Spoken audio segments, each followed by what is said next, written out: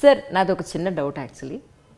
DOPs ఎప్పుడూ కూడా heroes మీద, హీరోయిన్స్ మీద లేదు అని అంటే ఆల్రెడీ ఫెమిలియర్ అయిపోయిన క్యారెక్టర్ ఆర్టిస్టులు ఉంటే వాళ్ళ మీద చేసే ఫోకస్ జనరల్ క్యారెక్టర్ ఆర్టిస్టుల మీద ఎందుకు చేయరు? ఏమో నేను అలాంటి కాదు కదా, అందుకని నాకు తెలీదు. నా సినిమాలో యాక్ట్ చేసే ప్రతి వాళ్ళు నాకు ఇంపార్టెంట్.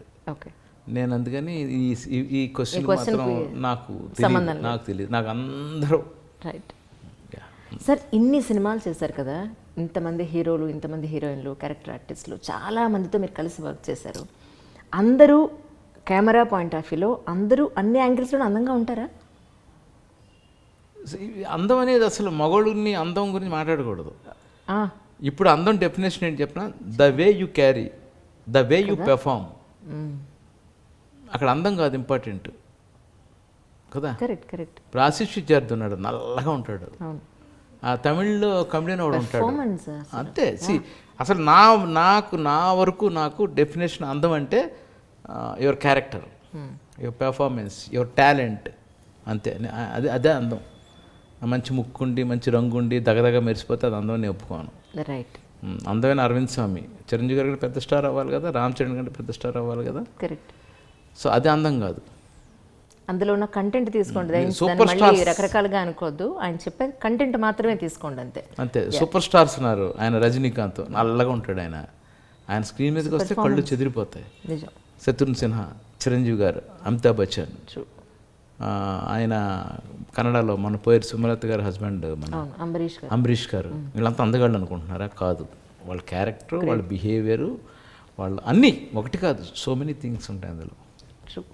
సో నా డెఫినేషన్ అందం అంటే అది. మీ ఫేవరెట్ నిత్యమీన్ హీరోయిన్ అని చెప్పారు, బంగారు తల్లి. అవునా? Wonderful performer.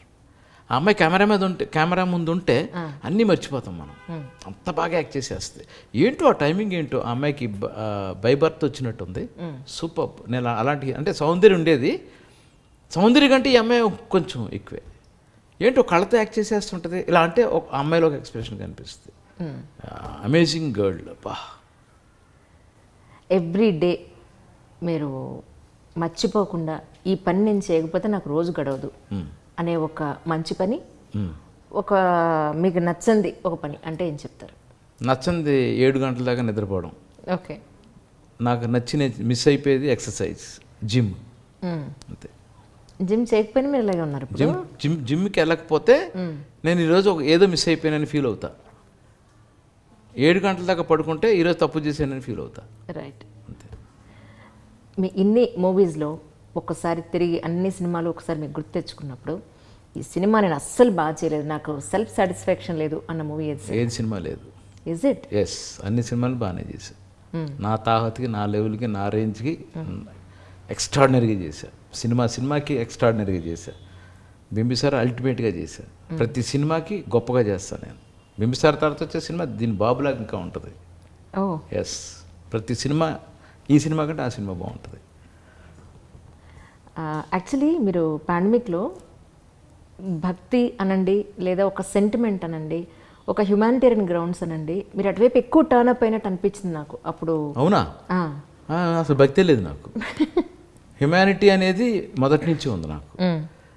ఇంకోటి ఏంటన్నారు? డివోషనల్ సైడ్ ఎక్కువ వెళ్ళినట్టు. అబ్బే అస్సలు పొరపాటు కూడా మనకు డివోషన్ టూరుకోండి లేదా? నా డివోషను, నాకున్న భక్తి, నేను వాడిని తిట్టకుండా ఉంటే చాలు, వాడిని నేను ప్రేమిస్తే చాలు. ఆడికి ఏమైనా ప్రాబ్లం వస్తే అది నేను సాల్వ్ చేస్తే చాలు. ఆడే నాకు వెంకటేశ్వర స్వామి, ఆడే శ్రీకృష్ణ భగవంతుడు, ఆడే రాముడు, అంతే. ఓ ఫోటోకి దండం పెట్టి, ఓ విగ్రహం దండం పెట్టేసి వాళ్ళు నాకు ఏదో, ఇది యాక్చువల్ సెల్ఫిష్. దేవుడు దండం పెట్టుకునేది ఏంటంటే నాకు ఆ పని చేయి, నాకు ఈ పని చేయని కాకాపడ్డాను, ఏదో అడగడం అనిపిస్తుంది నాకు. నా వైఫ్తో నేను టెంపుల్కి వెళ్తా, నేను రానన్ను వెంకటేశ్వర స్వామి దగ్గరికి వెళ్తాను, కాణిపాకం వినాయకుడి దగ్గరికి వెళ్తాను, కనకదుర్గ టెంపుల్కి వెళ్తా, పెద్దమ్మ టెంపుల్కి వెళ్తా. వెళ్ళి ఆవిడ కోసం నేను కూడా ఇలా అంటా, అంతే. నేను ఏం అడగను నేను. చూసేవాళ్ళు ఇది బాగానే భక్తి అంటారు, బొట్టు అంటారు, చక్కగా బొట్టు కూడా పెట్టుకుంటా, అంతే. అంతేగా నేనుగా ఏం అడగను. ఆయన ఏం చేయడు, మనం చేసేదే మంచిదైతే ఆయన చేసినట్టుగా అనుకోవాలి మనం. I don't believe all these things.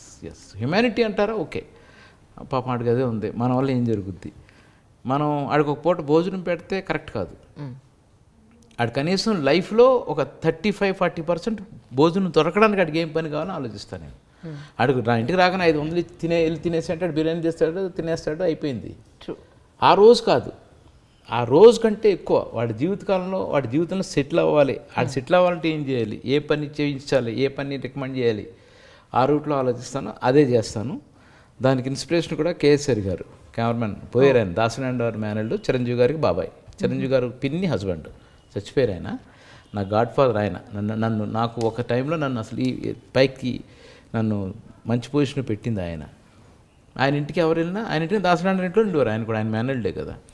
అలాగే నేను వెళ్తే నన్ను ఆయన స్కూటర్లో ఎక్కించి నన్ను ఒక చోట ఒక అప్రెంటిస్గా పెట్టి నాకు పని నేర్పారు. అది నాకు ఉండిపోయింది. ఆయనకి నేను గ్రాటిట్యూడ్, ఆయన రుణం నేను తీర్చుకోవాలంటే కనీసం నేను 100 మందికి పని చేయాలి. అందుకని నా ఇంటికి ఎవరు వచ్చినా సరే నేను వాడికి డిపార్ట్మెంట్ అడుగుతాను, ట్రై చేస్తాను పెట్టడానికి. అదే నా భక్తి, అదే నా సిన్సియారిటీ, అదే నా హ్యూమానిటీ, అదే డివోషనల్, ఎవ్రీథింగ్ అది.